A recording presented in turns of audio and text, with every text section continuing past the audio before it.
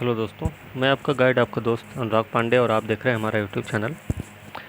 Perfection IAS का test चल रहा था जो कि बीपीएससी 67th प्री 8 मई को होने वाला है। उसी को ध्यान में रख के ये टेस्ट श्रृंखला हम शुरू किए थे और आस्था का कंप्लीट कर चुके हैं, फिर परफेक्शन का चल रहा है। पिछला जो वीडियो था वो बिहार स्पेशल से संबंधित था और टेस्ट नंबर था 8। आज हम टेस्ट नंबर 9 देखेंगे जो कि बिहार स्पेशल ही है, इसमें भी बिहार विशेष है और कुल 150 प्रश्न है। प्रश्न देखेंगे, उसके साथ साथ उसकी व्याख्या भी देखेंगे। कुछ इम्पोर्टेंट फैक्ट्स होंगे जो वो हम आपको बताएंगे भी एक्स्ट्रा, जो कि आपके व्याख्या से अलग हो सकता है। और वीडियो महत्वपूर्ण है क्योंकि पेपर भी बहुत पास में है, तो ये सबसे अच्छा तरीका है कि वीडियो को जल्दी जल्दी आप सुन के कवर कर जाएं और ज़्यादा से ज़्यादा मार्क प्राप्त करें। ठीक है, तो इसी उम्मीद के साथ आज हम शुरू करेंगे। परफेक्शन आईएएस का टेस्ट नंबर 9 है जो कि बिहार स्पेशल से संबंधित है। तो 150 प्रश्न में पूरा वीडियो एक साथ रहेगा, एक पेपर एक ही वीडियो में कंप्लीट करेंगे, पहले बता दे रहे हैं।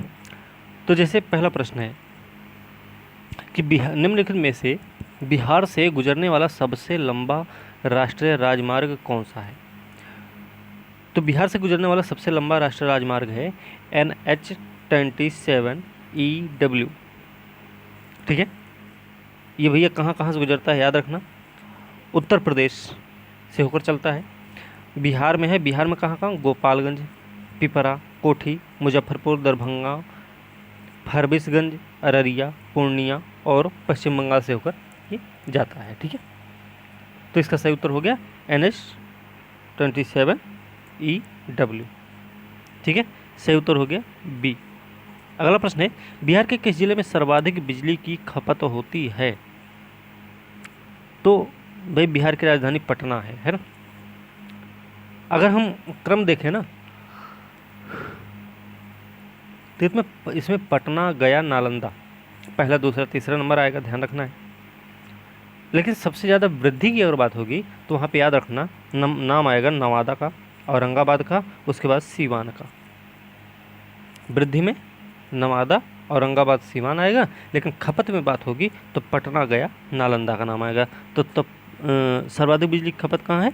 पटना में। अगला प्रश्न क्या है, बिहार का सबसे घना वन जिला कैमूर है, जहाँ का कुल वन क्षेत्र कितना है। तो भैया कैमूर का जो कुल वन क्षेत्रफल है ना वो है 1056.04 वर्ग किलोमीटर। ठीक है, चलिए अगला प्रश्न देखते हैं। बिहार में प्रथम चीनी मिल कहाँ स्थापित हुई थी। बिहार में पहली चीनी मिल देखिए डचों के द्वारा स्थापित की गई थी, याद रखना है 1840 में, और स्थापित हुई थी भैया बेतिया में। ठीक है, सही उत्तर हो गया ए। ओके, चलिए अगला प्रश्न देखते हैं कि बिहार में प्रति व्यक्ति बिजली खपत 19-20 में कितनी थी, कितनी है बिहार में प्रति व्यक्ति बिजली की खपत।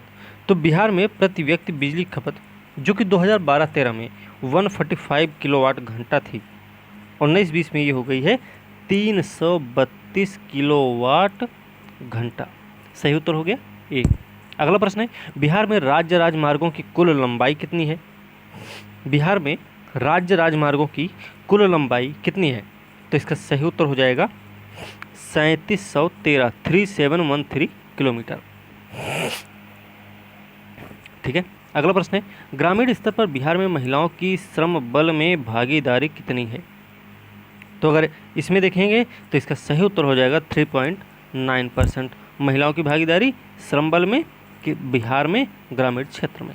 ओके, चलिए अगला प्रश्न देखते हैं, ambulance tracking system wonder app किसने पेश किया है। तो बिहार स्पेशल पढ़ रहे हैं ना, तो इसका सही उत्तर बिहार ही होना चाहिए, है ना। तो सही उत्तर बिहार है। क्या है भाई, इसको थोड़ा देख लेते हैं। बेहतर प्राथमिक स्वास्थ्य सेवाओं के लिए 7 निश्चय भाग के अंतर्गत बिहार सरकार ने 102 ambulance tracking system wonder app launch किया। पहले यह जिले के लिए है, बाद में इसका विस्तार किया जाएगा। इस एप्लीकेशन के माध्यम से स्वास्थ्य अधिकारी के द्वारा एम्बुलेंस की वास्तविक समय रियल टाइम में निगरानी की जा सकेगी। ठीक, अगला प्रश्न है, बिहार प्रांतीय सम्मेलन के पहले सत्र के अध्यक्ष थे। बिहार प्रांतीय सम्मेलन के प्रथम सत्र के अध्यक्ष कौन थे?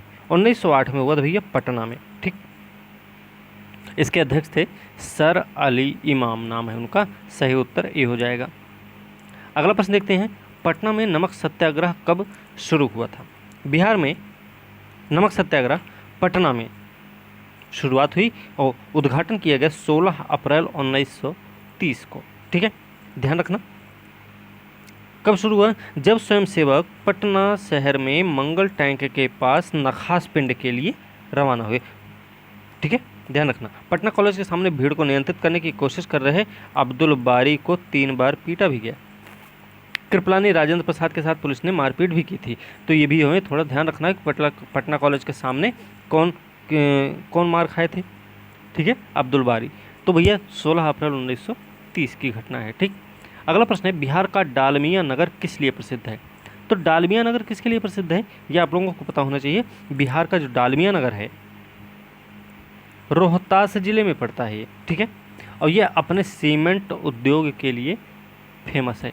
ठीक, अगला प्रश्न है, 25 मार्च 1858 को कुंवर सिंह ने किस जिले पर अधिकार कर लिया था? तो किस जिले पर इन्होंने अधिकार किया था भाई? नाम है कुंवर सिंह।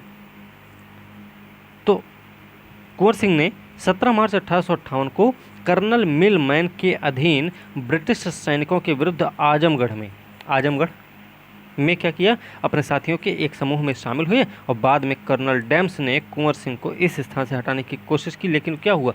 वो असफल रहा।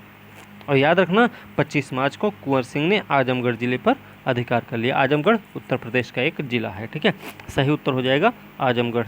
अगला प्रश्न है, बीबीगंज का युद्ध लड़ा गया था। तो बीबीगंज का युद्ध किसके किसके बीच हुआ था भाई?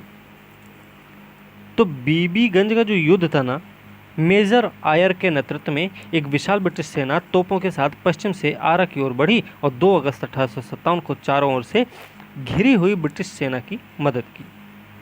बीबीगंज जो कि आरा से लगभग 5 किलोमीटर दूर पे है, एक घमासानी लड़ाई हुई। इस लड़ाई में अंग्रेजी सेना सफल हो गई और कुंवर सिंह को पीछे हटने के लिए बाध्य होना पड़ा। तो बीबीगंज का जो युद्ध था वो किसके किसके बीच हुआ भाई? ये लड़ा गया कुंवर सिंह और अंग्रेजों के बीच में। 1857 का समय है। ठीक है, सही उत्तर ए हो जाएगा। अगला प्रश्न है, बिहार में प्रति व्यक्ति आय भारत की तुलना में कितना प्रतिशत है? तो सही उत्तर क्या हो जाएगा भैया? इसका सही उत्तर होगा 34.5%। ठीक है, अगला प्रश्न क्या है कि बिहार में अभी तक कुल कितने जैविक कृषि जिले विकसित किए जा चुके हैं? तो भैया बिहार में गंगा कॉरिडोर में विकसित हैं 13 जैविक जिले। ध्यान रखना, नाम क्या भैया? बक्सर, गया, भोजपुर, पटना, नालंदा, वैशाली, सारण, समस्तीपुर, बेगूसराय, लखीसराय, खगड़िया, भागलपुर और मुंगेर। ये 13 जिले हैं जो कि जैविक कृषि जिले विकसित हो चुके हैं। तो सही उत्तर हो जाएगा 13 जिले। ठीक है, अगला प्रश्न देखते हैं कि बिहार में औसतन वर्षा रिकॉर्ड की गई है। तो बिहार में कितनी औसतन वर्षा भैया? 1094.4 मिलीमीटर। ओके, अगला प्रश्न है, बिहार के जीएसडीपी में कृषि का योगदान कितना है? तो कितना भाई? इसका योगदान है 19.3%, जबकि भारत में कितना है? भारत में है 16%। याद रखना। वहीं कृषि संबद्ध क्षेत्र में देखा जाए तो ये योगदान 19.7% हो जाता है। तो 19.3% हमें याद रखना है, सिर्फ कृषि का योगदान की बात हो रही। ठीक है, कृषि और संबद्ध क्षेत्र के योगदान की बात नहीं हो रही। अगर उसकी बात होती तो 19.7 हो जाता, लेकिन सिर्फ कृषि से संबंधित बात हो रही तो 19.3 इसका सही उत्तर हो जाएगा। ठीक है, चलिए अगला प्रश्न क्या है कि चावल के सर्वाधिक उत्पादन के लिए बिहार का कौन सा जिला प्रसिद्ध है? सबसे ज़्यादा चावल का उत्पादन बिहार में अगर होता है तो उस जिले का नाम है भैया रोहतास। ठीक है, चलिए अगला प्रश्न है, बिहार की किन फसलों को 2020 में कृषि कर्मण पुरस्कार दिया गया? तो देखिए हमको पता है कि ये गेहूं को मिला है। ठीक है, 2020 में गेहूं को तो मिला है, ये हमको भी पता है, लेकिन एक और फसल, 2 फसलों को मिला है। और याद रखना ये 5वीं बार है जब बिहार को कृषि कर्मण पुरस्कार दिया गया है, ठीक है, ये बात हमें ध्यान रखना है। तो इस बार जो है गेहूं और मक्का 2 फसलों को दिया गया है कृषि कर्मण पुरस्कार, ठीक है। याद रखना सही उत्तर हो गया गेहूं और मक्का, इसलिए सही उत्तर ई हो जाएगा। अगला प्रश्न है 1869 में अंजुमन तहजीब नामक एक नई सोसाइटी की स्थापना की गई थी, तो वो कहाँ पर की गई थी? देखिए 1869 में मुजफ्फरपुर में अंजुमन तहजीब सोसाइटी फॉर जनरल कल्चर नामक एक नया समाज अस्तित्व में आया। और सोसाइटी का उद्देश्य क्या था? उस उद्देश्य था भाई उदारवाद को बढ़ावा देना, शिक्षण और निबंध पढ़ना, ठीक है। इसका उद्देश्य उदारवाद को बढ़ावा देना था, ठीक है। तो सही उत्तर क्या हो जाएगा? इसका सही उत्तर हो जाएगा मुजफ्फरपुर। अगला प्रश्न है एक बहुमुखी कवि बैजनाथ द्विवेदी का जन्म हुआ गया में, निम्न में से कौन सी पुस्तक उनके द्वारा लिखी गई? तो इसका सही उत्तर क्या हो जाएगा? अब बैजनाथ द्विवेदी बहुमुखी प्रतिभा के धनी थे। इनका जन्म 1837 में टिकरी मतलब गया में हुआ था। 1877 में उनकी मृत्यु भी हुई। उन्होंने 8 पुस्तकों की रचना की। उनकी पुस्तकें कौन कौन सी भाई, ध्यान रखना थोड़ा सा। सीताराम भरन मंजरी, नखसिख, राम रहरिया, ठीक है, वाम विलास, उद्दीपन श्रृंगार, चित्र भरण, अनुभव उल्लास। तो वाम विलास भी है, चित्र भरण भी है, नखसिख भी है, और क्या है? अनुभव उल्लास। ये सारी किताबें इन्हीं के द्वारा लिखी गई, इसलिए सही उत्तर इसका ई हो जाएगा, ठीक है। अगला प्रश्न देखते हैं कि बिहार के पहले गैर कांग्रेसी मुख्यमंत्री कौन थे? देखिए पहले मुख्यमंत्री तो सबको पता है श्री कृष्ण सिंह थे, लेकिन पहले गैर कांग्रेसी मुख्यमंत्री कौन थे? ये प्रश्न इंपॉर्टेंट है, तो याद रखना इसका सही उत्तर हो जाएगा महामाया प्रसाद सिन्हा। ये पहले गैर कांग्रेसी मुख्यमंत्री थे बिहार के। सही उत्तर हो जाएगा बी। अगला प्रश्न है मुंगेर जिले में किसने सविनय अवज्ञा आंदोलन में भाग लिया था? मुंगेर जिला में सविनय अवज्ञा आंदोलन में भाग लिया था, तो उसका सही उत्तर क्या हो जाएगा? मुंगेर जिला में 2 लोग थे, मतलब श्री कृष्ण सिंह थे और नंद कुमार सिन्हा। इन दोनों लोगों ने मुंगेर में सविनय अवज्ञा आंदोलन में भाग लिया था। तो इसमें श्री कृष्ण सिंह ऑप्शन है, तो इसका सही उत्तर श्री कृष्ण सिंह हो जाएगा। एक नाम और याद रखना है, वो नाम भैया नंद कुमार सिन्हा। अगला प्रश्न देखते हैं कि बिहार का सर्वाधिक सड़क घनत्व वाला जिला कौन सा है? तो बिहार का सर्वाधिक सड़क घनत्व वाला जिला है जमुई। ओके। अगला प्रश्न है नमक सत्याग्रह में भाग लेने वाली राम प्यारी देवी किसकी पत्नी थी? तो किसकी पत्नी थी भाई? जगत नारायण लाल की, ठीक है। ये प्रश्न पहले भी पूछा गया है पेपर में कि जगत नारायण लाल की पत्नी का नाम क्या था, ठीक है। इस बार लेकिन प्रश्न इसमें इस तरीके से हो गया है कि नमक सत्याग्रह में जिन्होंने भाग लिया था राम प्यारी देवी, वो किसकी पत्नी थी? तो भैया जगत नारायण लाल की पत्नी है, ठीक है। अगला प्रश्न देखते हैं 2021 में 15वें वित्त आयोग ने बिहार को कितना हिस्सा आवंटित किया है? तो याद रखना यह हिस्सा है 9.67%, ठीक है। नहीं, ये है भैया 10.06%। 9.67% जो था वो 14वें वित्त आयोग की सिफारिश थी, लेकिन 15वें की क्या है? 10.06%, ठीक। अगला प्रश्न क्या है बिहार से फॉरवर्ड ब्लॉक के प्रमुख सदस्य कौन हैं? बिहार से हैं फॉरवर्ड ब्लॉक के प्रमुख सदस्य, तो उनका नाम क्या है? उनका नाम है भैया रामविलास सिंह। सही उत्तर हो गया ए, रामविलास सिंह। तो हमें याद रखना है ये मुंगेर जिले के रहने वाले थे, ये भी याद रखना, ठीक है। रामविलास सिंह कहाँ के हैं? मुंगेर के हैं। अगला प्रश्न है अंग्रेजों के शासनकाल में बिहार को किस वर्ष एक अलग प्रांत का दर्जा मिला? ये सबको पता होगा, सही उत्तर हो गया 1912। अगला प्रश्न है निम्नलिखित में से किसे बहादुर शाह द्वारा नायब या बिहार का उप प्रभारी नियुक्त किया गया था? तो इसका सही उत्तर क्या हो जाएगा? भैया जब बहादुर शाह दिल्ली की गद्दी पर बैठे तो उसने अपने बेटे अजीमुल शाह को बिहार, बंगाल, उड़ीसा के अलावा इलाहाबाद का राज्यपाल नियुक्त किया था, ठीक है, याद रखना। उन्होंने सैयद हुसैन अली खान को बिहार का राज्यपाल नियुक्त किया। जब फर्रुखसियर बिहार आया तो यह बहादुर शाह के शासन के समापन का समय था और बिहार आते ही फर्रुखसियर ने बाग जफर खान में डेरा डाल दिया। तो इसका सही उत्तर क्या हो जाएगा? सैयद हुसैन अली खान, इन्हीं को इसने बिहार का प्रभारी नियुक्त किया था। किसने? बहादुर शाह ने। ठीक है, अगला प्रश्न है, हुमायूं ने चुनार दुर्ग पर पहली बार आक्रमण कब किया था?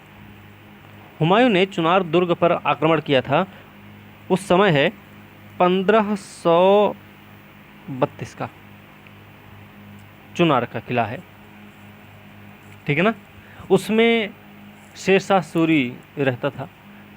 हमने पढ़ाया भी आप लोगों को कि उसमें घेरा डाला और युद्ध में संधि जब हुई चुनार के किले को लेकर, तो शेरशाह सूरी को अपने पुत्रों को हुमायूं की सेना में नौकरी के लिए भेजना पड़ा था इस संधि के तहत। ठीक है, तो ये बात हमने आपको पढ़ाई भी है। तो इसका सही उत्तर हो जाएगा 1532। ओके, अगला प्रश्न है, बिहार में महात्मा गांधी के साथ चंपारण सत्याग्रह में किसने सहयोग किया था भैया? तो देखिए, रामचंद्र, बाबा रामचंद्र थे, रफ़ी अहमद किदवई।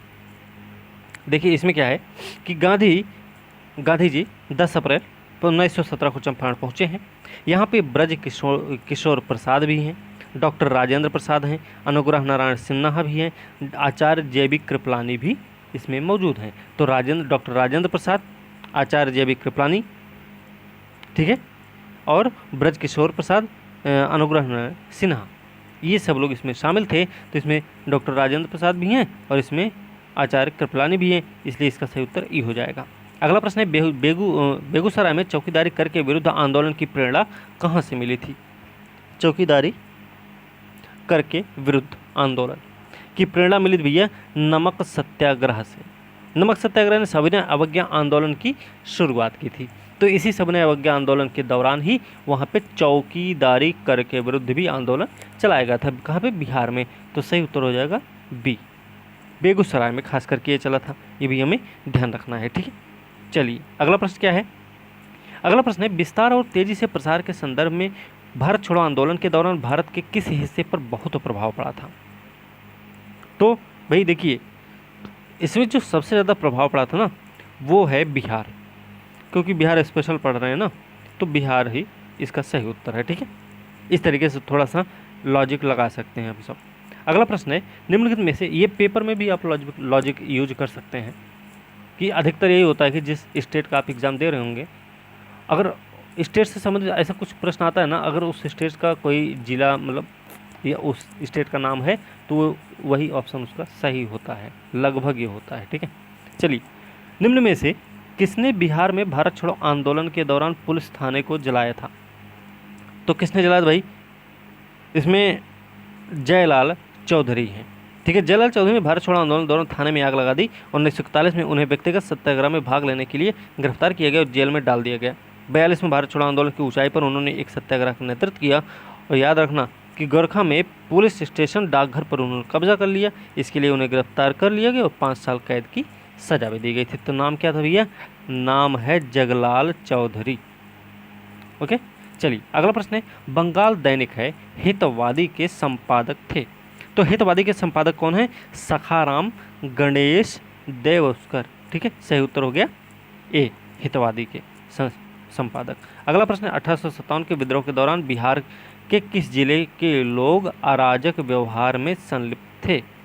तो सही उत्तर क्या हो जाएगा? 1857 के दौरान भैया गया के लोग जो थे वो सब अराजक व्यवहार महसूस किए थे और गया में संतुष्ट ग्रामीण भोजपुरी विद्रोहियों ने विद्रोही सैनिकों को जोधर सिंह और हैदर अली खान के नेतृत्व में बड़ी संख्या में मजबूती भी दी थी। तो सही उत्तर हो गया गया।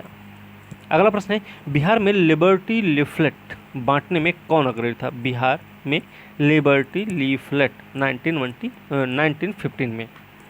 तो इसका सही उत्तर क्या हो जाएगा?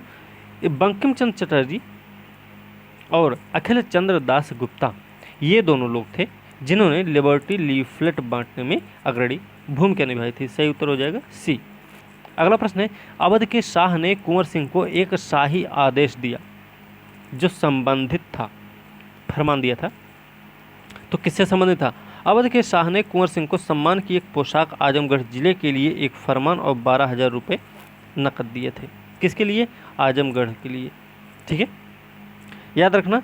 तो इसका सही उत्तर हो जाएगा आजमगढ़ से। ओके, अगला प्रश्न क्या है कि मुजफ्फरपुर जिला होम रूल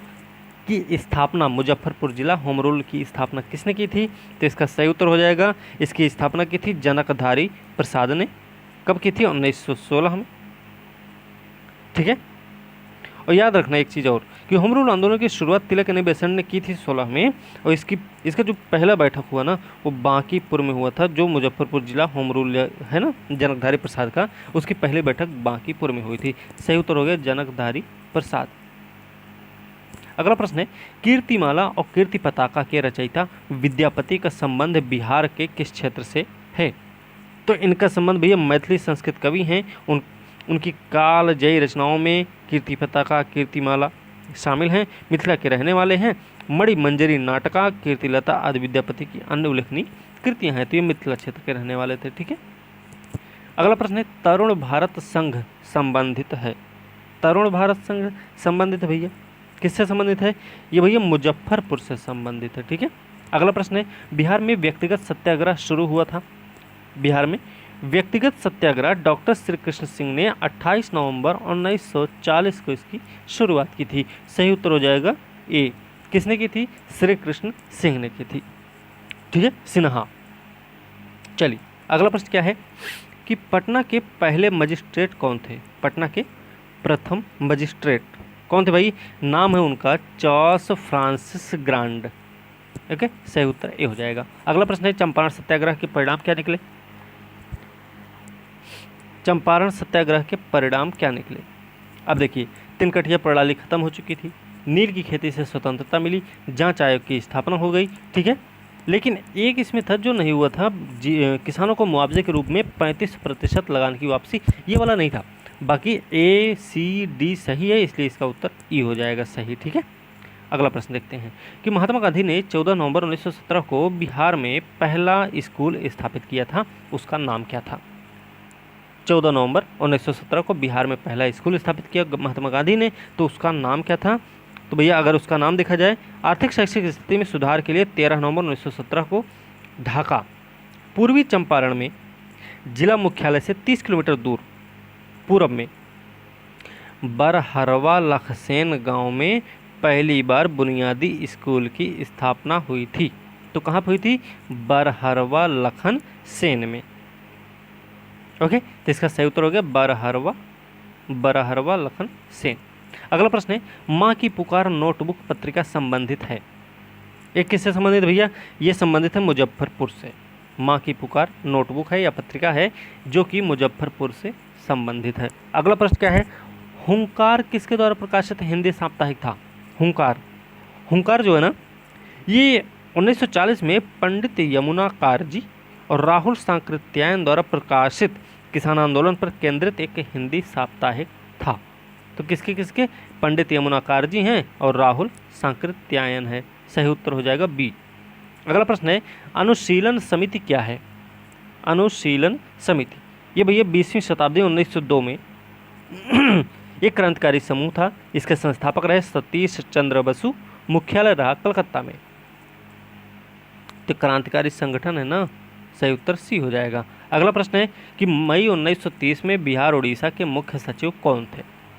1930 में बात है, बिहार उड़ीसा के मुख्य सचिव कौन बने? तो इसका सही उत्तर क्या हो जाएगा भैया? देखो, इसके मुख्य सचिव रहे गौरिस गार्नियर हैलेट को 1916 में मजिस्ट्रेट कलेक्टर के रूप में नियुक्त किया गया। 1920 से 24 तक उन्होंने बिहार प्रांत के सरकार के सचिव के रूप में काम भी किया। बाद में उन्हें 1929 में कार्यवाहक आयुक्त भी नियुक्त किया गया। नाम क्या था? मॉरिस गार्नियर हैलेट नाम है। ओके, चलिए अगला प्रश्न है, निम्नलिखित में से किसने मधुबनी में खादी उत्पादन केंद्र की स्थापना की थी? तो इसका सही उत्तर क्या हो जाएगा? राम विनोद सिंह नाम है इनका। श्री राम विनोद सिंह ने मधुबनी में खादी उत्पादन केंद्र की स्थापना की थी। सही उत्तर सी हो जाएगा। अगला प्रश्न है, 1939 में अंबारी छपरा में औद्योगिक सत्याग्रह किसने शुरू किया था? अंबारी छपरा में औद्योगिक सत्याग्रह शुरू किया था 1939 में। उनका नाम क्या है? उनका नाम है भैया यदुनंदन शर्मा। ओके, यदुनंदन शर्मा ने 1939 में बिहार में अंबारी सत्याग्रह का नेतृत्व किया था। सही उत्तर सी हो जाएगा। अगला प्रश्न क्या है, 1917 में गांधी जी की यात्रा के दौरान चंपारण के जिला मजिस्ट्रेट कौन थे? तो भैया देखिए, इस समय चंपारण के डीएम थे WB हेकाकी। क्या नाम है? WB हेकाकी थे। ठीक है, चलिए देखिए क्या है, थोड़ा सा अगर फैक्ट देखें तो 15 अप्रैल 1917 को गांधी जी अपराह्न 3 बजे मोतिहारी पहुंचे थे और अधिवक्ता थे गोरख प्रसाद के आवास पर रुके। कहाँ? मोतिहारी में। ठीक। इसके बाद 16 अप्रैल 1917 को जसूली पट्टी गांव के रास्ते में गांधी जी को पहली उपलब्ध ट्रेन द्वारा जिला छोड़ने का आदेश मिला। गांधी जी मोतिहारी लौट आए और आदेश का पालन न करने के अपने इरादे का पत्र जिलाधिकारी WB हैकक को दिया भी था। तो ठीक है, तो सही उत्तर हो गया WB हैकक। अगला प्रश्न है, बिहार की चुनी हुई सरकार ने फरवरी 1938 में इस्तीफा दे दिया था। तो क्यों इस्तीफा दिया था भाई उन्होंने चुनी हुई सरकार ने राजनीतिक बंदियों की रिहाई, ये प्रश्न पूछा गया है, तो सही उत्तर इसका डी हो जाएगा। राजनीतिक बंदियों की रिहाई की बात पर ही 1938 में बिहार में चुनी हुई सरकार ने इस्तीफा दे दिया था। अगला प्रश्न देखते हैं कि पटना में नमक कानून के उल्लंघन के लिए कौन सा स्थान चुना गया था? कौन सा स्थान चुना गया भाई?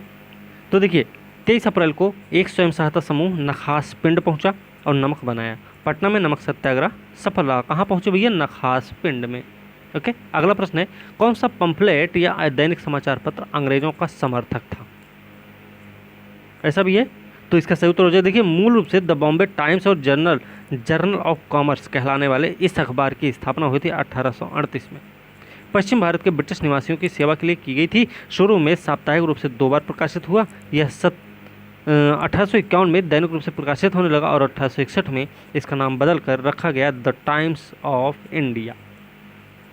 तो कौन सा नाम है? नाम है टाइम्स ऑफ इंडिया, नहीं द बॉम्बे टाइम्स है, द टाइम्स ऑफ इंडिया है। ठीक है, सही उत्तर सी हो जाएगा। अगला प्रश्न, द पटना टाइम्स के संपादक कौन थे? द पटना टाइम्स के संपादक कौन थे भाई? इसमें देख लेते हैं। तो देखिए इसके संपादक हैं मोहम्मद यूनुस। ओके। 1937 में 3 महीने तक सेवा की इन्होंने, ठीक है, लोकतांत्रिक चुनाव के दौरान। हालांकि उनकी अल्पसंख्यक सरकार को कभी भी विधानसभा का सामना नहीं करना पड़ा। क्यों? क्योंकि सत्र शुरू होने पर पहले ही इस्तीफा दे दिया था उन्होंने। उनका जन्म पटना के एक गांव का नाम है पेनहारा हुआ था। 1920 के दशक में उच्च शिक्षा के लिए वो यूनाइटेड किंगडम UK गए थे। ठीक है, उन्होंने पटना टाइम्स का प्रकाशन शुरू किया था। तो मोहम्मद यूनुस नाम है इनका। चलिए अगला प्रश्न देखते हैं कि भारतीय राष्ट्रीय कांग्रेस में बिहार के प्रतिनिधि ने पहली बार किस वर्ष भाग लिया था? तो भारतीय राष्ट्रीय कांग्रेस की स्थापना हुई थी 1885 में। A.O. ह्यूम ने की थी। बिहार के प्रतिनिधि 1887 में भारतीय राष्ट्रीय कांग्रेस में भाग लिए। सही उत्तर हो जाएगा सी। ठीक है, अगला प्रश्न देखते हैं, पूर्णेंदु नारायण सिन्हा संबंधित है। पूर्णेंदु नारायण सिन्हा किससे संबंधित भैया? देखो पूर्णेंदु नारायण सिन्हा, सरफराज हुसैन खान, मधुसूदन प्रसाद सिन्हा, ये सब थियोसॉफिकल सोसाइटी से जुड़े हुए व्यक्ति हैं। कौन कौन? पूर्णेंदु नारायण सिन्हा हैं, सरफराज हुसैन खान भी हैं, मधुसूदन प्रसाद सिन्हा भी हैं। ठीक है, अगला प्रश्न है, सर सैयद अहमद खां पटना आए थे। कब आए थे पटना? तो सर सैयद अहमद खां 1883 में पटना आए। उन्होंने पश्चिम शैली की वैज्ञानिक शिक्षा का समर्थन किया और आधुनिक स्कूल मोहम्मद नामक एक एंग्लो ओरिएंटेड कॉलेज की इन्होंने स्थापना भी की थी। तो आए कब थे भैया? 1883 में। अगला प्रश्न है, पटना में वहाबी की शक्ति की घेराबंदी की गई। वहाबी की शक्ति की घेराबंदी पटना में की गई थी। कब की गई थी? 1870-71 में, 1870-71 में ये घटना हुई थी। ठीक है, अगला प्रश्न है, जयप्रकाश दिवस कब मनाया गया? ये प्रश्न कई बार पूछा गया है, ये बात आपको ध्यान रखना है। तो भैया अप्रैल 1946 में जयप्रकाश नारायण को जेल से रिहा करने के लिए जयप्रकाश दिवस मनाया गया। पटना में बांकीपुर मैदान में एक रैली का आयोजन हुआ जहां पर जयप्रकाश नारायण की रिहाई की मांग की गई और राजनीतिक व्यक्तियों की गिरफ्तारी के संबंध में सरकार की नीति की आलोचना की गई। तो सही उत्तर हो गया अप्रैल 1946 में। ठीक है, अगला प्रश्न है, कांग्रेस के गया अधिवेशन के अध्यक्ष कौन थे? देखिए भाई 2 अधिवेशन हुआ, एक हुआ बांकीपुर और एक हुआ है गया में। तो बांकीपुर वाला जो था 1912 है, वो 27वां अधिवेशन था वो। ठीक है, तो वो उसकी अध्यक्षता की थी RN मोधोलकर जी ने। ठीक है, लेकिन 1922 में जो हुआ था गया में, उसकी अध्यक्षता किए थे चित्तरंजन दास, CR दास नाम है उनका, ठीक है। अगला प्रश्न है, बिहार में आजाद दस्ता के प्रभारी कौन थे? आजाद दस्ता का गठन जयप्रकाश नारायण ने किया था ना, जयप्रकाश नारायण आजाद दस्ता का गठन किए थे ना, नेपाल के जंगलों में जब गए थे, छापामारी युद्ध लड़ रहे थे कि अंग्रेज़ों को युद्ध करने में हम अड़चन पहुंचाएंगे, इस उद्देश्य से उन्होंने आज़ाद दस्ते का गठन किया था। तो इसमें देख लीजिए, हबीबगंज हजारीबाग जेल में बंद उन अनेक स्वतंत्रता सेनानियों ने राष्ट्र के लिए खुद को समर्पित करने की आवश्यकता महसूस की और दीपावली की रात 9 नवंबर 1942 को उनमें से कई जेल से चमत्कारिक रूप से भाग निकले। आज़ाद दस्ता जयप्रकाश नारायण, रामनंदन मिश्रा, योगेंद्र शुक्ला, सूरज नारायण सिंह, गुलाब सोनार, शालिग्राम सिंह हजारीबाग जिला कांग्रेस कमेटी के सचिव थे, ये सब इसमें शामिल थे। सरकार को शक था कि राम नारायण सिंह, कृष्ण बल्लभ सहाय और सुखलाल सिंह ने भागलपुर जेल से भाग जाएंगे, इसलिए उन्हें जेल से निकालकर दूसरी जगह भेज भी दिया गया। तो सूरज नारायण सिंह को आज़ाद दस्ता के बिहार क्षेत्र का प्रभारी बनाया गया था। तो सही उत्तर हो जाएगा, सूरज नारायण सिंह को बिहार में आज़ाद दस्ता का प्रभारी बनाया गया था, ठीक है। अगला प्रश्न है, बिहार पत्रकार सम्मान योजना के बारे में निम्नलिखित में से कौन सा प्रावधान सही नहीं है? तो देख लेते भाई, इसमें देखिए, सेवानिवृत्त पत्रकारों के लिए 6,000 रुपये प्रति माह की वित्तीय सहायता होगी, सही बात है। उसे किसी भी प्रिंट मीडिया या चैनल में कम से कम 20 साल तक काम करना चाहिए था, ये भी सही है। आवेदक को बिहार का निवासी होना चाहिए, ये भी सही बात है। लेकिन आवेदक की आयु 65 वर्ष से अधिक होनी चाहिए, ये कोई शर्त नहीं है। तो इसका सही उत्तर क्या हो जाएगा भैया? बी, गलत है, ठीक है। पूछा गया ना सही नहीं है, तो सही नहीं है बी वाला। अगला प्रश्न है, कौन सा? आवेदक की आयु 65 वर्ष से अधिक नहीं होनी चाहिए, अधिक होनी चाहिए, ये वाला गलत है, ठीक है। तो वैसे होनी चाहिए 60 वर्ष, याद रखना 60 वर्ष होनी चाहिए। चलिए अगला प्रश्न देखते हैं कि पटना में स्थित गोलघर का निर्माण कब हुआ? गोलघर का निर्माण बिहार में अकाल पड़ा था, ठीक है। अकाल के कारणों, इसकी प्रकृति के बारे में पूछताछ करने के लिए जॉन शोर नियुक्त किया गया, जॉन शोर कमेटी बनी। उनकी सलाह पर गोलघर का निर्माण खाद्यान्न के भंडार के रूप में किया गया। यह संरचना 1786 में बनकर तैयार हुई थी। तो गोलघर का निर्माण हुआ भैया 1786 में। अगला प्रश्न है, बिहार सौर क्रांति सिंचाई योजना के अधीन सौर पंप के लिए कितनी सब्सिडी दी जाती है? कितनी सब्सिडी दी जाएगी भैया? 75% सब्सिडी दी जाती है, ठीक है। कौन सी?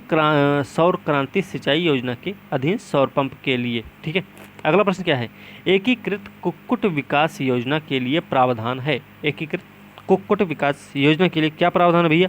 अब देखिए, सामान्य श्रेणी के लाभार्थियों के लिए 30% सब्सिडी मिलेगी, सही है ये। सामान्य श्रेणी के लाभार्थियों के लिए 50% सब्सिडी, भैया ए सही है तो बी वाला तो गलत ही होगा, क्यों? क्योंकि 30% सही है, ठीक। अगला है, अनुसूचित जाति के लाभार्थियों के लिए 50% सब्सिडी होगी, ये भी सही है। तो इसमें ए सही है और सी भी सही है, तो इसका सही उत्तर हो जाएगा ई, क्योंकि 2 ऑप्शन सही है पहले से, ठीक। अगला प्रश्न है, कृषि इनपुट सब्सिडी योजना संबंधित है, किससे संबंधित भाई? अब इसमें देख लेते हैं, कृषि इनपुट सब्सिडी योजना के अंतर्गत सूखे या बाढ़ से प्रभावित फसलों के लिए सब्सिडी मिलती है।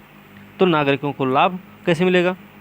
कि खरीफ सीजन में फसल को हुए नुकसान या कम वर्षा के कारण प्रभावित किसानों को प्रति भूमि के लिए 6800 रुपया प्रति हेक्टेयर की दर से सब्सिडी उपलब्ध कराई जाती है। असिंचित क्षेत्रों के लिए, असिंचित फसलों के लिए 6800 रुपये प्रति हेक्टेयर का भुगतान किया जाता है। सिंचित फसलों के लिए 13,500 रुपये प्रति हेक्टेयर का भुगतान होता है। 12मासी फसलों के लिए 18,000 प्रति हेक्टेयर दिया जाता है। पात्रता क्या है? पात्रता है भैया, सभी श्रेणी के किसान जिनके पास बिहार राज्य में अपनी ज़मीन है इस योजना के लिए आवेदन कर सकते हैं, और किसान आवेदक को पहले इसी तरह का लाभ नहीं लेना चाहिए था। तो पूछा जा रहा है कि कृषि इनपुट सब्सिडी योजना संबंधित है, तो किससे संबंधित है? ये कृषि से संबंधित है। तो सही उत्तर क्या हो जाएगा? बाढ़ सूखा प्रभावित फसलों के लिए है, ठीक है। अगला प्रश्न है, निम्नलिखित में से कौन लक्ष्मीबाई सामाजिक सुरक्षा पेंशन योजना के बारे में सही है? अब इसके बारे में देख ले, देखो भैया सही पूछा गया ना, तो याद रखना, लक्ष्मीबाई सामाजिक सुरक्षा पेंशन योजना का उद्देश्य है एकल विधवाओं को वित्तीय सहायता देना, ठीक है। राज्य में अविवाहित विधवाओं की अति आवश्यक जरूरतों को पूरा करने और सम्मानजनक जीवन के लिए वित्तीय सहायता दी जाती है। आवेदक को 300 रुपये मासिक दिया जाना है, ठीक है। पात्रता क्या है? 18 साल से अधिक आयु की सभी महिलाएं जिनकी आय 60,000 रुपये प्रति वर्ष से कम होगी। ठीक है, याद रखना। तो इसका सही उत्तर हो जाएगा ए। योजना का उद्देश्य है एकल विधवाओं को वित्तीय सहायता उपलब्ध कराना। अगला प्रश्न है, बिहार पीड़ित मुआवजा योजना के लाभार्थी हो सकते हैं। तो देखिए, बिहार पीड़ित मुआवजा योजना के लाभार्थी कौन कौन है?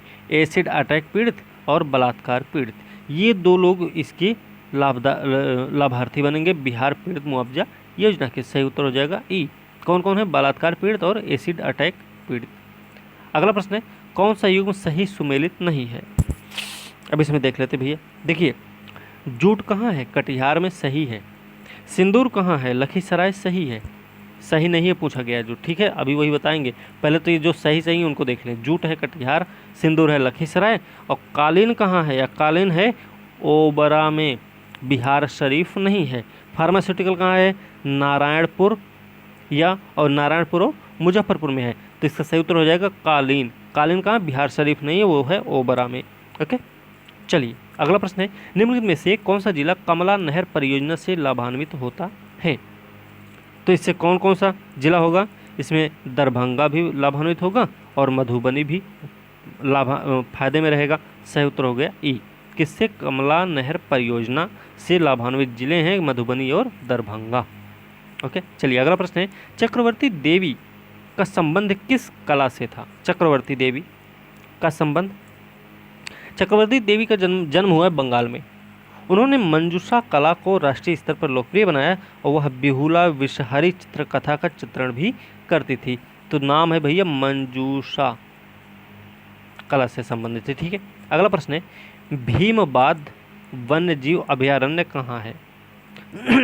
तो भीमबाद वन्य जीव अभयारण्य जो है मुंगेर में है। 1976 में स्थापित हुआ। यह 631 वर्ग किलोमीटर क्षेत्र में विस्तृत है। सही उत्तर हो गया मुंगेर भीमबाद वन्यजीव अभयारण्य। ठीक है, अगला प्रश्न है, निम्नलिखित में से टाल मिट्टी कहाँ पाई जाती है? टाल, ये प्रश्न कई बार पूछा गया है बिहार में। तो टाल मिट्टी जो है ना दक्षिण बिहार के पटना से लखीसराय तक पाई जाती है। तो भैया पटना इसका सही उत्तर हो जाएगा। ओके, अगला प्रश्न है, निम्नलिखित में से बिहार के किस जिले में नम पर्णपाती वन पाए जाते हैं? नम पर्णपाती किस जिले में बिहार के पाए जाते हैं? तो इसका सही उत्तर क्या हो जाएगा? नम पर्णपाती वन मतलब 120 सेंटीमीटर से अधिक वर्षा भी होनी चाहिए। मुख्य रूप से ये उत्तर पूर्वी बिहार में पाया जाएगा। उत्तर पूर्वी बिहार की अगर बात करें तो भैया किशनगंज का नाम अपनी जबान पे आ ही जाना चाहिए। तो किशनगंज रहेगा ही रहेगा, पूर्वोत्तर भाग है। तराई क्षेत्र में भी है, सोमेश्वर पहाड़ी क्षेत्र में भी है। मतलब क्या है कि भैया किशनगंज भी है, पूर्वी चंपारण वाला एरिया भी आ जाएगा, है ना। तो इसमें क्या हो जाएगा? इसका सही उत्तर कुल मिला के हो जाएगा ई। ओके, अगला प्रश्न क्या है कि आज़ादी के बाद बिहार के पहले राज्यपाल कौन थे? आज़ादी के बाद बिहार के पहले राज्यपाल, तो जयराम रामदास दौलतराम। जय रामदास दौलतराम पहले राज्यपाल थे बिहार के। ठीक है, पटना उच्च न्यायालय की स्थापना कब हुई थी? अगर पटना उच्च न्यायालय की स्थापना की बात करें, इसकी स्थापना हुई 1916 में, 1916 में। अगला प्रश्न देखते हैं, निम्नलिखित में से कौन स्वतंत्रता के ठीक बाद बिहार में के संभागों में से था? स्वतंत्रता के ठीक भाग बिहार के संभागों में से था। तो उसका सही उत्तर क्या हो जाएगा? अब देखिए, इसमें भागलपुर भी था और छोटा नागपुर भी था। ठीक है, फिलहाल इस ऑप्शन में भागलपुर और छोटा नागपुर है, तो सही उत्तर ई हो जाएगा। लेकिन 4 संभाग थे स्वतंत्रता के ठीक बाद। कौन कौन से थे? वो चारों संभाग का नाम याद रखना है। वो चारों संभाग है तिरहुत, भागलपुर, पटना, छोटा नागपुर। सही उत्तर हो गया ई। चलिए अगला प्रश्न देखते हैं, स्वतंत्रता के बाद भूमि सुधार अधिनियम लाने वाला पहला राज्य कौन था? भूमि सुधार अधिनियम स्वतंत्रता के बाद लाने वाला बिहार पहला राज्य होना चाहिए, क्योंकि स्पेशल की बात है यहाँ पे, है ना। तो इसका सही उत्तर हो जाएगा बिहार। ये भूमि सुधार अधिनियम 1950 के माध्यम से आज़ादी के बाद बिहार भूमि सुधार अधिनियम लाने वाला पहला राज्य बन गया। दरभंगा के महाराजा अन्य जमींदारों द्वारा इसे इस आधार पर चुनौती दी गई थी कि यह उनके अनुच्छेद 14 का उल्लंघन करता है। इसी संबंध में 1951 में पहला संवैधानिक संशोधन किया गया था। ठीक है, तो सही उत्तर हो गया बिहार में। अगला प्रश्न है, निम्नलिखित में से किसने बिहार स्टूडेंट्स कॉन्फ्रेंस की स्थापना की थी? इसमें थे भैया श्री कृष्ण सिंह थे, श्री तेजेश्वर सिंह भी थे। ठीक है, श्री कृष्ण सिंह और श्री तेजेश्वर सिंह, इन दोनों ने बिहार स्टूडेंट्स कॉन्फ्रेंस की स्थापना की थी। तो सही उत्तर हो जाएगा ए, श्री कृष्ण सिंह। 1906 में हुआ था, ये भी याद रखना, ठीक है। चलिए अगला प्रश्न क्या है कि मुंगेर जिला में बर्खास्त आंदोलन का नेतृत्व किसने किया था? बिहार में बर्खास्त आंदोलन का नेतृत्व मुंगेर में किसने किया था? तो इसमें कार्यानंद शर्मा हैं। 1935 में मुंगेर में विशेष रूप से बरहिया ताल में बर्खास्त आंदोलन हुआ था, ठीक है। बर्खास्त भूमि जमीन ऐसी भूमि थी जिसे जमींदारों ने ले लिया था क्योंकि किसान रैयत इसके लिए राजस्व का भुगतान करने में सक्षम नहीं थे। इसलिए यह लघु किसानों द्वारा अपनी जमीन वापस पाने के लिए एक सामूहिक प्रयास था। बर्खास्त आंदोलन मुंगेर में हुआ था, बरहिया ताल वाला एरिया है, तो भैया कार्यानंद शर्मा भी हैं इसी से संबंधित। ओके, चलिए अगला प्रश्न क्या है कि 1930 में नंगी हड़ताल किस स्थान पर कैदियों द्वारा की गई थी? तो भैया छपरा के जेल में ऐसा हुआ था नंगी हड़ताल। नंगी हड़ताल वैसे थी क्या, देख लीजिए कि 1930 को गांधी जी को गिरफ्तार किए गए सबने अवज्ञा आंदोलन के दौरान स्वदेशी की भावना इतनी प्रबल हुई कि छपरा के कैदियों ने कोई भी विदेशी वस्त्र पहनने से मना कर दिया कि हम विदेशी वस्त्र पहनेंगे ही नहीं। तो लोग क्या कि भाई अब कपड़े नहीं पहनेंगे तो क्या होगा, चूंकि स्वदेशी कपड़े उपलब्ध नहीं थे उस समय, इसलिए उन्होंने क्या किया, नग्न रहने का फैसला कर लिया। तो सही उत्तर हो गया बी, सबने अवज्ञा आंदोलन भी याद रखना। नंगी हड़ताल कब चली थी? सबने अवज्ञा आंदोलन के दौरान। अगला प्रश्न क्या है, निम्नलिखित में से कौन मासिक पत्रिका युवक से जुड़े हैं? मासिक पत्रिका, तो इसमें देखिए अंबिका कांत सिंह और जगदीश नारायण ने पटना में मासिक पत्रिका युवक के प्रकाशन में रामवृक्ष बेनीपुरी का सहयोग किया था। नाम क्या है? अंबिका कांत सिंह है और जगदीश नारायण सिंह हैं। इन दोनों ने मदद की थी किसकी? रामवृक्ष बेनीपुरी की। तो सही उत्तर अंबिका कांत सिंह इसमें है, एक ही ऑप्शन, ठीक है। अगला प्रश्न क्या है, बाकी दोनों ऑप्शन याद रखना, जगदीश नारायण और रामवृक्ष बेनीपुरी। अगला प्रश्न है, बिहार में सचिवालय पर छात्रों ने राष्ट्रीय ध्वज कब फहराया? बिहार में सचिवालय पर राष्ट्रीय ध्वज छात्रों ने कब फहराया था? तो इसका सही उत्तर क्या हो जाएगा? छात्रों ने 11 अगस्त 1942 को, कब? 11 अगस्त 1942 को पटना सचिवालय पर राष्ट्रीय ध्वज फहराने की कोशिश की। तत्कालीन कलेक्टर था वहाँ पे WG आर्चर के आदेश पर गोली चली तो 7 छात्र मारे भी गए। उसमें जो छात्र रहे ना, उमाकांत प्रसाद सिन्हा रहे, जो राम मोहन राय सेमिनारी कक्षा 9वीं के छात्र थे नरेंद्रपुर सारण के, रामानंद सिंह थे, राम मोहन राय सेमिनरी 9वीं कक्षा के भी थे शहादत नगर पटना, सतीश प्रसाद झा भी हैं पटना कॉलेजिएट स्कूल के 10वीं कक्षा के रहे, खदहारा भागलपुर के रहने वाले, जगतपति कुमार हैं बिहार नेशनल कॉलेज द्वितीय वर्ष खराटी के रहने वाले, औरंगाबाद देवीपाड़ा चौधरी भी हैं इसी में। तो इस तरीके से ये लोग हैं, ठीक है। फिलहाल अगला प्रश्न है, निम्नलिखित में से किसने मुगल शासन के दौरान पटना को दूसरा सबसे बड़ा शहर बताया था? तो कौन था भाई? टर्बनियर है, पीटर मुंडी है, जॉन मार्शल है, मैनरिक है। तो कुल मिला के ये प्रश्न पहले भी हो चुका है।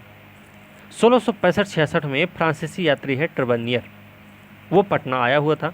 उसने पटना को मुगल काल का दूसरा सबसे बड़ा शहर और उत्तर भारत का सबसे बड़ा व्यापार केंद्र बताया था। तो नाम भैया फ्रांसीसी यात्री है टर्बनियर, 1665-66 में आया था। अगला प्रश्न है, बिहार में ताज पहनाया जाने वाला पहला मुगल सम्राट कौन था? बिहार पटना में ताज पहनाया जाने वाला पहला मुगल सम्राट कौन था? तो सही उत्तर क्या हो जाएगा? फर्रुखसियर नाम है इसका। 1713 में इसने पटना में ताज पहना था।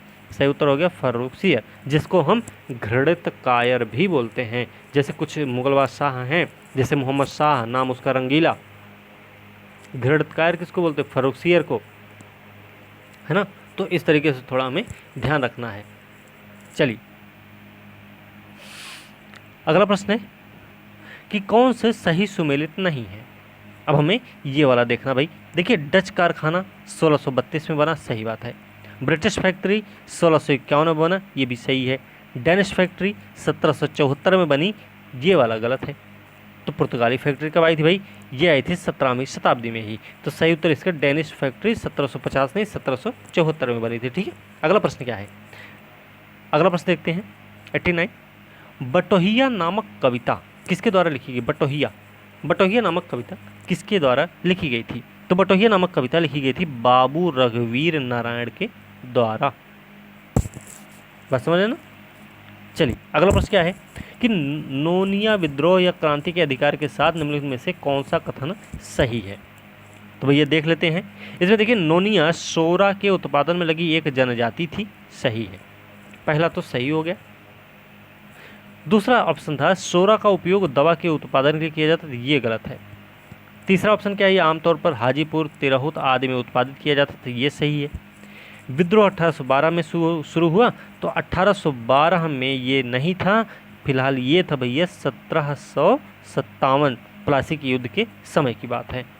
ठीक है, ठीक है। तो इसमें दो ही ऑप्शन सही हैं। एक तो पहला सही है, ए नोनिया सोरा के उत्पादन में लगी एक जनजाति थी, और दूसरा ये भी सही है कि यह आमतौर पर हाजीपुर, तिरहुत में उत्पादित किया जाता था। फिलहाल याद रखना, यह विद्रोह 1757 के आसपास की बात है। ठीक है, कुल मिला के। चलिए एक चीज़ और याद रखना, सोरा उत्पादन में हाजीपुर, तिरहुत, सारण और पूर्णिया शामिल थे। ठीक है, तो अब इसमें दो ऑप्शन सही है, सही उत्तर ई हो जाएगा ना। चलिए अगला प्रश्न है, सुबह ए सादिक के लेखक कौन है? सुबह ए सादिक के लेखक हैं ईरानी यात्री हैं, नाम है इनका मोहम्मद सादिक। सही उत्तर हो जाएगा ए, ईरानी यात्री हैं, ये हमें याद रखना है। अगला प्रश्न क्या है, निम्नलिखित में से कौन सा सही सुमेलित नहीं है? चलिए विदेशी यात्री और वर्ष देखना है इसमें भाई। अब देख लेते हैं इसमें। देखिए, धर्म स्वामी 13वीं शताब्दी में आया हुआ था। ठीक है, इत सिंह कब आया था? इत सिंह आया था 673 ईस्वी में, ये भी सही है। पूछा क्या गया? सही नहीं बताना हमें। ठीक है, इसके अलावा फिर कौन है? राल्फ फिच, ये आया था 1585 से 87। ठीक है, ये 1485 से 87 गलत है, ये 1585 से 87 के बीच में ना, तो ये वाला गलत हो जाएगा। एक तो सही सुमेलित नहीं ना, सी वाला गलत है। राल्फ फिच कब आया था? 1585-87 में। ठीक, एक और है, क्या नाम उसका? अब्दुल लतीफ़, ये आए थे 1600 में, ये भी सही है। तो सही उत्तर क्या हो जाएगा भैया? जो सुमेलित नहीं है उसका राल्फ फिच है, जो कि 1585 से 87 के बीच में आया था। ठीक, अगला प्रश्न फिर से सुमेलित नहीं बताना है यहाँ भी, तो इसमें देख लेते भैया। श्रीनगर पूर्णिया में है, बात सही है। गिधिर कहाँ है? गिधिर बक्सर में है क्या? नहीं, ये जमुई में है। सूर्यपुरा कहाँ है? सूर्यपुरा डुमराव में है, और टेकारी है गया में। तो भैया बक्सर में गिधिर नहीं है, गिधिर कहाँ है? ये है भैया जमुई में। अगला प्रश्न देखते हैं कि बिहार की कुल भूमि का कितना प्रतिशत आर्द्र भूमि है? यह है 4.4% आर्द्र भूमि है बिहार में। ठीक, अगला प्रश्न है, निम्न में से कौन सी नदी उत्तरी बिहार के मैदानों को लगभग समान रूप से विभाजित कर देती है? कौन सी नदी ऐसी? गंगा है क्या? गंगा तो नहीं हो सकती, ये होगी बागमती। इसका सही उत्तर हो जाएगा बागमती। ठीक है, बागमती नाम है। चलिए याद रखना। अगला प्रश्न क्या है कि खुदा बख्श ओरिएंटल पब्लिक लाइब्रेरी की स्थापना कब हुई थी?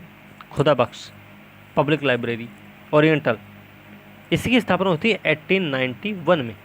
भारत में के राष्ट्रीय पुस्तकालयों में से एक है, ये पटना में स्थित है। कब हुई थी भैया? 1891 में इसकी स्थापना हुई थी, खुदा बख्श ओरिएंटल पब्लिक लाइब्रेरी। ठीक है, अगला प्रश्न क्या है कि निम्नलिखित में से किस विद्रोह में मुठिया प्रथा को अंजाम दिया गया था? मुठिया प्रथा, मुठिया प्रथा ना असहयोग आंदोलन के दौरान हुई थी। ठीक है, सही उत्तर सी हो जाएगा। अगला प्रश्न, किसान अखबार के संपादक कौन थे? किसान अखबार के संपादक, किसान अखबार के संपादक हैं स्वामी विद्यानंद। सही उत्तर हो जाएगा डी, इन्होंने की थी किसान समाचार पत्र की स्थापना। किसान आंदोलन से जुड़े थे ये भी, उन्होंने उत्तरी बिहार में विद्रोह का नेतृत्व भी किया था। अगला प्रश्न क्या है कि बॉयज एसोसिएशन की स्थापना दरभंगा में की गई थी, किसके द्वारा? बॉयज एसोसिएशन की स्थापना दरभंगा में किसके द्वारा की गई थी? तो इसका सही उत्तर हो जाएगा अशफाक खान के द्वारा। अशफाक खान के द्वारा, याद रखना, दरभंगा में बॉयज एसोसिएशन की स्थापना हुई। वो पेशे से क्या थे? बैरिस्टर थे। संघ ने जनता को जगाने में अहम भूमिका भी निभाई थी। अगला प्रश्न है, निम्न में से कौन बिहार की सबसे पुरानी मुगल इमारत है?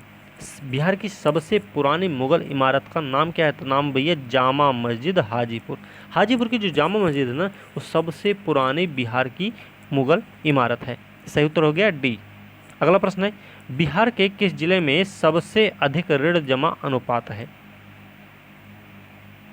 देखिए, इसका सही उत्तर हो जाएगा पूर्णिया। क्या है इसमें देख लेते हैं। तो अनुसूचित वाणिज्यिक बैंकों का क्रेडिट डिपॉजिट अनुपात 2018-19 में 34 से बढ़कर 19-20 में 36.1% हुआ। यह 19-20 में अखिल भारतीय स्तर पर SCB के 76.5% के अनुपात में कम है। निम्न अनुपात संकेत करता है कि बैंक उस क्षेत्र में आर्थिक गतिविधियों को बढ़ावा देने के लिए अपने संसाधनों का पूरा उपयोग नहीं कर पाते हैं, जहां से उन्होंने जमा राशि जुटाई है। ठीक है, तो भैया याद रखना, पूर्णिया में सबसे अधिक ऋण जमा अनुपात है। अगला प्रश्न क्या है कि बिहार के संदर्भ में प्रतिशत के आधार पर किस प्रकार के बैंक के पास सर्वाधिक गैर निष्पादित परिसंपत्ति है? तो इसका सही उत्तर क्या हो जाएगा? अब देखिए, बिहार की बात हो रही है तो इसमें सही उत्तर हो जाएगा क्षेत्रीय ग्रामीण बैंक। ठीक है, 2019 मार्च 2019 में 10.9% था, लेकिन जो 2020 का समय था ना, उसमें 14.9% था। तो सही उत्तर हो जाएगा क्षेत्रीय ग्रामीण बैंक। अगला प्रश्न क्या है कि लोहिया स्वच्छ बिहार अभियान मुख्यतः डैश के लिए एक योजना है। किसके लिए एक योजना भाई? लोहिया स्वच्छ बिहार अभियान जो है ना, ये स्वच्छ भारत मिशन ग्रामीण एक केंद्र प्रायोजित योजना और लोहिया स्वच्छ योजना एक राज्य प्रायोजित योजना, दोनों का संयोजन है।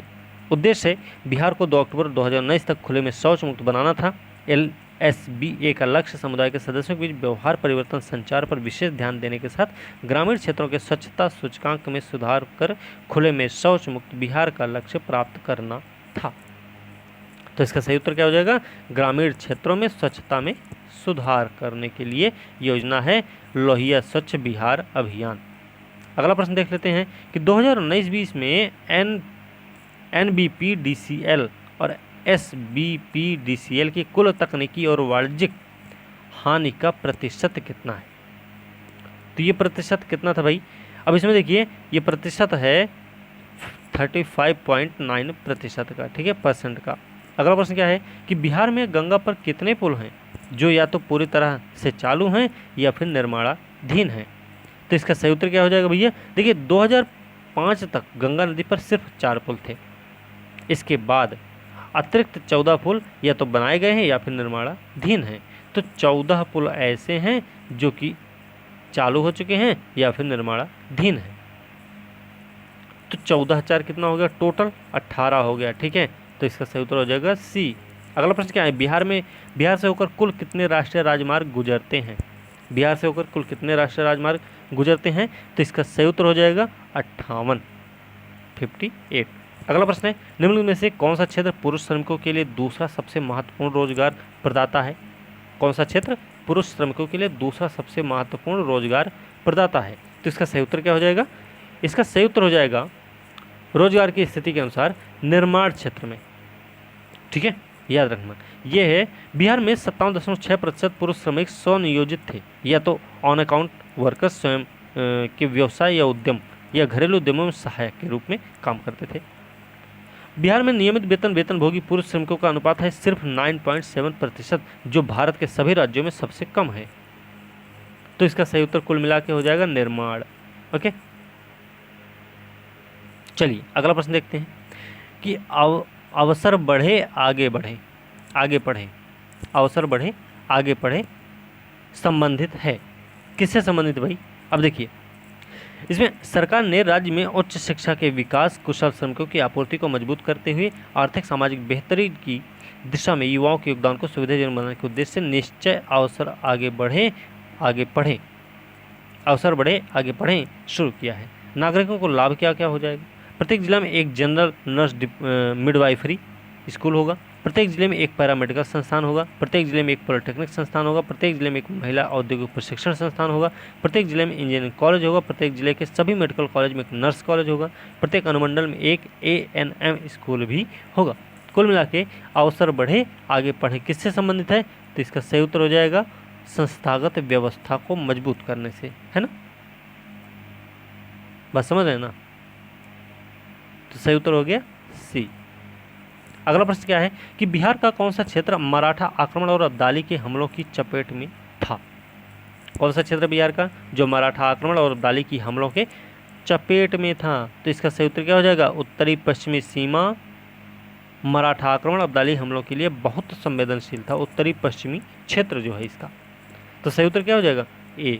अगला प्रश्न क्या है? बिहार के अंतिम स्वतंत्र मुगल राज्यपाल कौन थे? अंतिम स्वतंत्र मुगल राज्यपाल कौन थे भैया? ये थे फखरुद्दौला। सही उत्तर हो गया फखरुद्दौला।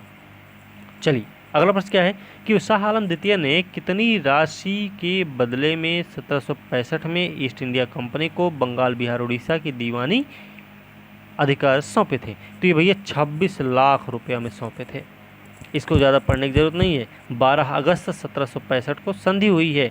12 अगस्त और 19 अगस्त को 2 संधियाँ हुई थी। तो 12 अगस्त 1765 की संधि के तहत अंग्रेजों को बंगाल बिहार उड़ीसा की दीवानी प्राप्त हुई थी 26 लाख रुपए के एवज में। ठीक है, लेकिन जो 19 अगस्त को हुई थी उसमें क्या हुआ था? उसमें कुछ क्षेत्र शाह आलम द्वितीय से लेके अवध के नवाब शुजाउद्दौला को दिए गए थे। ये बात याद रखना। ठीक है, 2 संधियाँ हुई थी। चलिए अगला प्रश्न, निम्न में से किस जनजाति ने मानव बलि परंपरा को प्रतिबंधित करने के अंग्रेज प्रयास के खिलाफ विद्रोह किया था? तो इसका सही उत्तर क्या हो जाएगा भैया?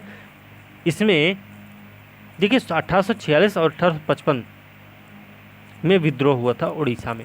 एक विद्रोह था, ये विद्रोह था चक्र बिसोई के नेतृत्व में। उड़ीसा में 57 के विद्रोह को तैयार करने में इसी ने महत्वपूर्ण भूमिका निभाई भी थी भाई, इसी विद्रोह ने।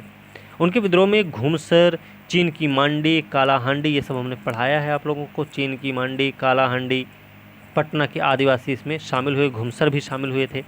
इस आंदोलन का नेतृत्व चक्र बिसोई ने किया, जो कि एक युवा राजा भी था। विद्रोह के कई सारे कारण थे। इसमें कारण क्या था भाई कि इनके यहाँ एक मरीहा प्रथा होती थी। मरीहा जिसको बोलते थे, तो पारंपरिक मानव बलिदान को रोकना, ब्रिटिश सरकार द्वारा नए करों की शुरुआत, जमींदारों साहूकारों का उनके क्षेत्रों में सम्मिलन शामिल था। ठीक है, जो आदिवासियों को अनेक कष्ट देते थे। तो इस जाति का नाम है, इस विद्रोह का नाम है, जनजाति का नाम है खोंड। 1846 और 1855 का विद्रोह याद रखना। अगला प्रश्न क्या है कि पटना को प्रांतीय राजधानी बनाया गया था? शेरशाह द्वारा ये तो बनाया गया था। ये प्रश्न कई बार पूछा गया है, पेपर में भी पूछा गया। सही उत्तर ए हो जाएगा। अगला प्रश्न है कौन बिहार में वहाबी आंदोलन से संबंधित नहीं था? देखिए वहाबी आंदोलन जो उद्देश्य था देश को विदेशी प्रभुत्व से मुक्त करना था, जैसा कि भारत में आंदोलन के संस्थापक सैयद अहमद ने अपने कई पत्रों में बार बार उल्लेख भी किया था। तो इसमें जो वहाबी आंदोलन से संबंधित नहीं है ना, उसका नाम है मजहरुल हक। अगला प्रश्न है राजस्व संग्रहण की सजावल वल, ठीक है, प्रणाली का प्रयोग किसके शासनकाल में किया गया था? तो इसका सही उत्तर क्या हो जाएगा? चूड़ामन राय नाम है इनका। ठीक है, चूड़ामन राय के समय में कब हुआ था ये? 1788 में जब गद्दी पर बैठा, उसके शासनकाल में पलामू में चेरों ने विद्रोह कर दिया। शिव प्रसाद सिंह और चूड़ामन राय के सभी महत्वपूर्ण सहायक भी पलामू के प्रमुख जागीरदार थे, इसलिए उनके व्यक्तिगत हित कर्तव्यों से भिन्न थे और उनमें से प्रत्येक ने चूड़ामन राय की कम उम्र अनुभवहीनता का फायदा उठाते हुए अपनी जमीन के लगान को कम करने में लगे रहते थे। ठीक है, सही उत्तर होगा चूड़ामन राय। अगला प्रश्न है निम्नलिखित में से कोल विद्रोह के बारे में सही नहीं है, हमें ये बताना भैया इसमें। अब देख लेते हैं कौन कौन सा सही नहीं भाई। अब देखिए कोल विद्रोह के बारे में, यह केवल ब्रिटिश उत्पीड़कों के विरुद्ध था, ऐसा सही क्या? नहीं, ऐसा कुछ नहीं है। छोटा नागपुर सिंहभूम सही है। प्रारंभिक विद्रोह 31-32 में हुआ, 1831-32। 1837 तक बामन घाटी समस्या उत्पन्न करने वाला स्थान बना रहा, ये भी सही है, लेकिन गलत क्या है? यह केवल ब्रिटिश उत्पीड़कों के विरुद्ध था, ये वाला गलत है। ठीक है, चलिए अगला प्रश्न देखते हैं कि भूमिज विद्रोह का नेतृत्व डैश के द्वारा डैश क्षेत्र में किया गया था। किसके नेतृत्व में किया गया भाई? 1832-33 में हुआ है भूमिज विद्रोह। औपनिवेशिक शासन के खिलाफ हुआ था। किसके द्वारा हुआ था? जनजातीय विस्फोटों की महत्वपूर्ण मील का पत्थर था। यह विद्रोह बरभूम राजा, पुलिस अधिकारियों, बाहरी लोगों के बढ़ते कुकर्मों के खिलाफ एक विस्फोट था। ठीक है, भूमिज विद्रोह का नेतृत्व किया था गंगा नारायण सिंह ने। तो भूमिज विद्रोह का नेतृत्व किया गंगा नारायण सिंह के द्वारा और बाराभूम जिला में क्षेत्र में किया गया था। ठीक है, सही उत्तर ए हो जाएगा। अगला प्रश्न क्या है, 1856 में निम्नलिखित में से कौन सा स्थान संथाल हुल से प्रभावित नहीं था। 1856 का संथाल हुल से प्रभावित नहीं था जो क्षेत्र, उसका नाम क्या है। तो देखिए भैया, 1856 का संथाल विद्रोह है, संथाल परगना तक ही सीमित नहीं था ये बल्कि बीरभूम, बांकुरा, हजारीबाग तक फैला हुआ था। बीरभूम, बांकुरा, हजारीबाग तक ये फैला हुआ था, संथाल परगना में तो था ही। तो सूतानाती जो है ना, कलकत्ता, सूतानाती, कोलकाता, जबचरनाग नाम याद करिए, तो सही उत्तर डी हो जाएगा। ठीक है, चलिए अगला प्रश्न देखते हैं कि किस विद्रोह के दौरान बाहरी लोगों के साथ साथ सरकारी जमींदारों के उत्पीड़न के खिलाफ आयुक्त और कलेक्टरों को याचिकाएं एवं पत्र भेजे गए थे। तो इसका सही उत्तर क्या हो जाएगा, इसका सही उत्तर हो जाएगा संथाल विद्रोह, अभी हमने ऊपर बताया है। अगला प्रश्न क्या है कि भागीरथ मांझी निम्नलिखित में से किस विद्रोह से संबंधित थे। तो किससे संबंधित थे, ये भैया खारवार विद्रोह से संबंधित थे। ठीक है, खारवार आंदोलन, इसकी जड़ें कृषि अन्याय में निहित थीं, लेकिन वांछित लक्ष्य प्राप्त करने का साधन धार्मिक और भक्तिपूर्ण था। क्रमिक रूप से कई व्यक्तियों के नेतृत्व में था जिन्होंने खुद को संथालों के भगवान से प्रेरित होने का दावा भी किया था। सही उत्तर क्या हो गया, खारवार विद्रोह। ठीक है, चलिए अब यहाँ पे कालक्रम देखते हैं, विद्रोह का कालक्रम हमें सजाना है भाई, तो अब इसमें हम देख लेते हैं। देखिए भैया, हो विद्रोह कब हुआ है, हो विद्रोह हुआ 1821 में। मुंडा हुआ कब, मुंडा हुआ है 1895 से 1900। ठीक है, संथाल विद्रोह कब हुआ, 55-56 में हुआ है, 56-57 से पहले ही हुआ जस्ट। लेकिन कोल विद्रोह कब हुआ, ये हुआ 1831-32 में। तो क्रम हम सजा लेते हैं, हो विद्रोह सबसे पहले आएगा, पहला, फिर उसके बाद आएगा चौथा कोल विद्रोह 31-32, फिर आएगा मुंडा विद्रोह, नहीं संथाल विद्रोह 1856, फिर आएगा मुंडा विद्रोह आएगा 1895 से 1900। ठीक है, सही उत्तर क्या हो गया, 1 4 3 2, 1 4 3 2 को ये ऑप्शन, तो सही उत्तर इसका बी हो जाएगा। अगला प्रश्न क्या है कि मुंडा विद्रोह के दौरान खुली हिंसा और उग्र संघर्ष कब शुरू हुआ। मुंडा विद्रोह के दौरान, अब देखिए ये जो खुली हिंसा उग्र संघर्ष शुरू हुआ था वो था, टाइम था भैया 4 जून 1900 का, नहीं 24 दिसंबर 1899 का था। ठीक है, अगला प्रश्न क्या है, निम्नलिखित घटनाओं को कालक्रम में सजा देना फिर से। रोहिणी में विद्रोह है, देख लेते हैं। रोहिणी विद्रोह, दानापुर विद्रोह, पीर अली के नेतृत्व में विद्रोह, कुंवर सिंह का नेतृत्व। तो देखिए रोहिणी में विद्रोह सबसे पहले तो रोहिणी में ही 1857 की क्रांति जगी थी, ये भैया झारखंड में है इस समय, याद रखना 12 जून 1857 को। पीर अली का नेतृत्व होता है 3 जुलाई 1857 को, फिर दानापुर में होता है 25 जुलाई 1857 को, और कुंवर सिंह का नेतृत्व होता है 26 जुलाई को। तो इस तरीके से अगर हम सजाएंगे तो रोहिणी सबसे पहले 1 नंबर आएगा, फिर आएगा 3, 1 3 2 4, 1 3 2 4, इसका सही उत्तर हो जाएगा, सही उत्तर सी हो जाएगा। अगला प्रश्न है, निम्नलिखित में से किस स्थान पर कुंवर सिंह ने 1857 के विद्रोह के दौरान अंग्रेजों के खिलाफ युद्ध में भाग नहीं लिया था। तो ये रीवा इसमें एमपी में है ना, रीवा में इन्होंने प्रवेश करने का प्रयास किया था, लेकिन रीवा के राजा के तरफ से लेफ्टिनेंट ऑसबॉर्न द्वारा इसका विरोध किया गया, तो वहाँ पे नहीं गए थे। तो रीवा जब गए ही नहीं तो वहाँ पे काहे का युद्ध लड़ेंगे, है ना। चलिए कौन सा युग सही सुमिलित नहीं है हमको बताना है। 1857 का विद्रोह का नेता है और स्थान है अर्जुन सिंह, नीलांबर, पीताम्बर, हैदर अली खान, माधव सिंह, ये सब लोग हैं, स्थान में दिया गया है। तो जो सुमेलित नहीं है वही हमें को बताना है। तो देख लेते हैं भैया, राजा अर्जुन सिंह देखो सिंहभूम में थे, नीलांबर और पीताम्बर कहाँ थे, तो ये भैया पलामू में थे। हैदर अली खान कहाँ थे, हैदर अली खान और जोधर सिंह ये दोनों लोग गया में थे, मुजफ्फरपुर में नहीं थे। जबकि माधव सिंह हजारीबाग से संबंधित हैं। तो भैया जोधर सिंह और हैदर अली खान ये हैं गया से संबंधित, सही उत्तर सी हो जाएगा क्योंकि यही गलत है। अगला प्रश्न है, बिहार के कुल बजट में सड़कों और पुलों का कितना हिस्सा है कुल बजट में। तो हम अगर देख लें तो इसका सही उत्तर हो जाएगा 3.8%। ठीक है, चलिए अगला प्रश्न देखते हैं। विगत वर्ष 1819 में के दौरान सड़क दुर्घटनाओं के मामले में बिहार का भारत में कौन सा स्थान है। 1819 के दौरान सड़क दुर्घटना के मामले में बिहार का जो स्थान है ना वो है 15वां।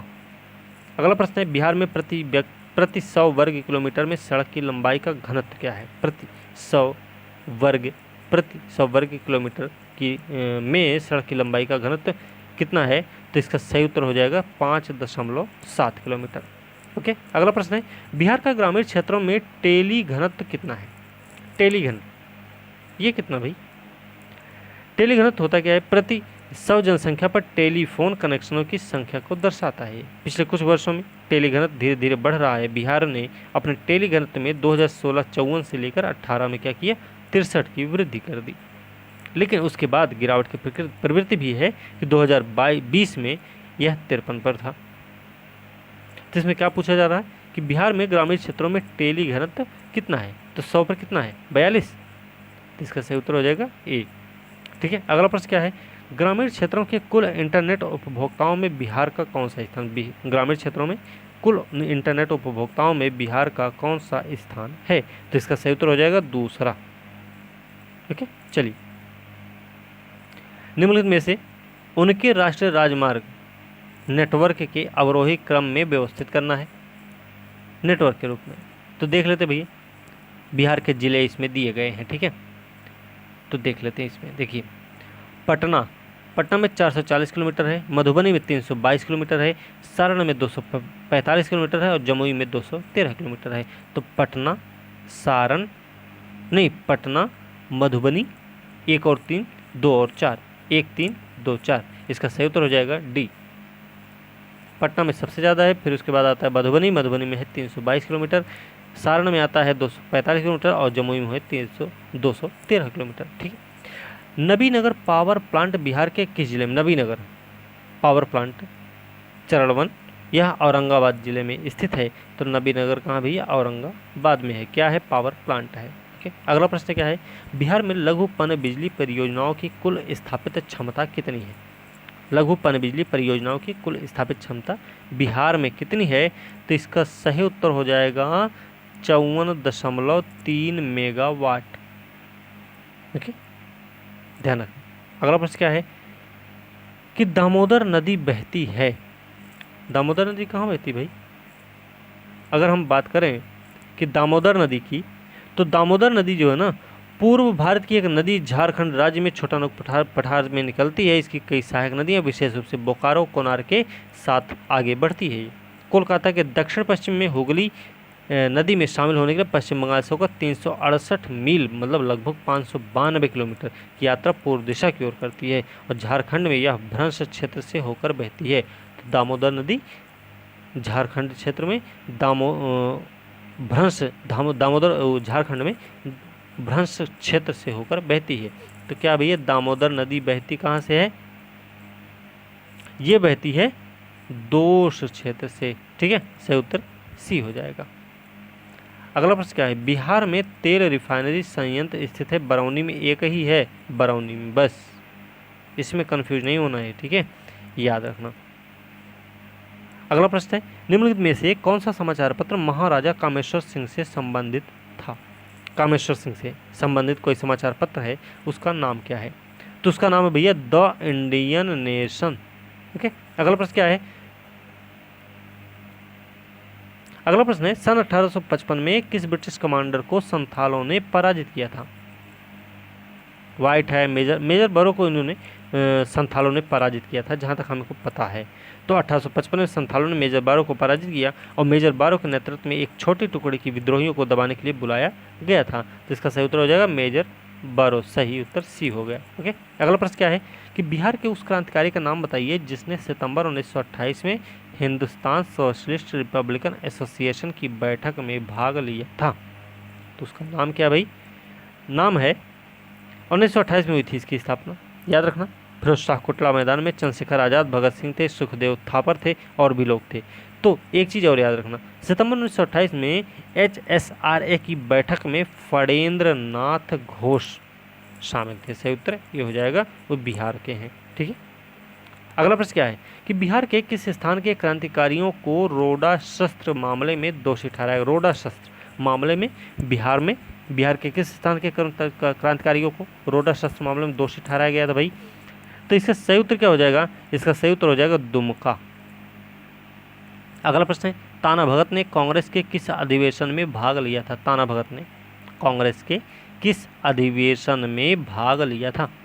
तो देखिए, सबसे महत्वपूर्ण घटना थी 1922 की, गया में अधिवेशन हो रहा है, 37वां अधिवेशन है, अध्यक्षता CR दास कर ही रहे हैं, हमने पहले ही बता रखा है, जिसने विधायकों के बहिष्कार को जारी रखने के लिए मतदान किया था। इस अधिवेशन में डॉक्टर राजेंद्र प्रसाद कांग्रेस के सचिव चुने गए और AICC का कार्यालय पटना में स्थानांतरित किया गया। पूछा जा रहा, ताना भगत ने कांग्रेस के किस अधिवेशन में भाग लिया था?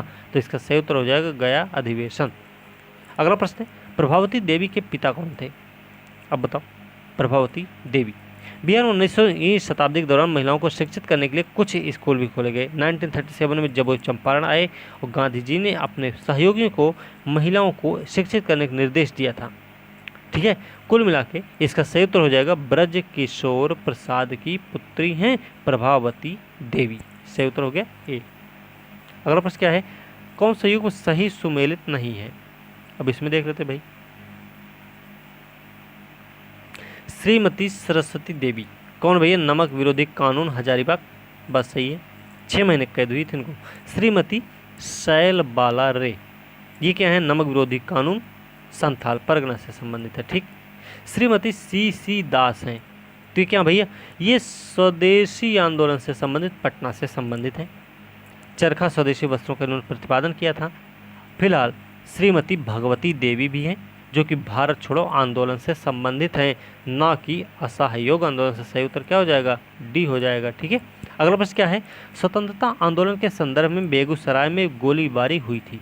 स्वतंत्रता आंदोलन के दौर संदर्भ में बेगूसराय में गोलीबारी कब हुई थी? तो मेन मुख्य प्रश्न ये है कि ये हुई थी भैया 26 नवंबर 1931, पहला स्वतंत्रता दिवस मनाए। श्री रघुनाथ ब्रह्मचारी के नेतृत्व में एक जुलूस बेगूसराय के सुंदरनगर क्षेत्र से शुरू हुआ। DSP हैं बशीर अहमद ने शांतिपूर्ण प्रदर्शनकारियों पर गोली चलाने का आदेश दे दिया। इसमें 6 लोग मर भी गए थे। तो ये कब हुआ था बेगूसराय वाला मामला? कि स्वतंत्रता आंदोलन के दौरान बेगूसराय गोलीबारी 1931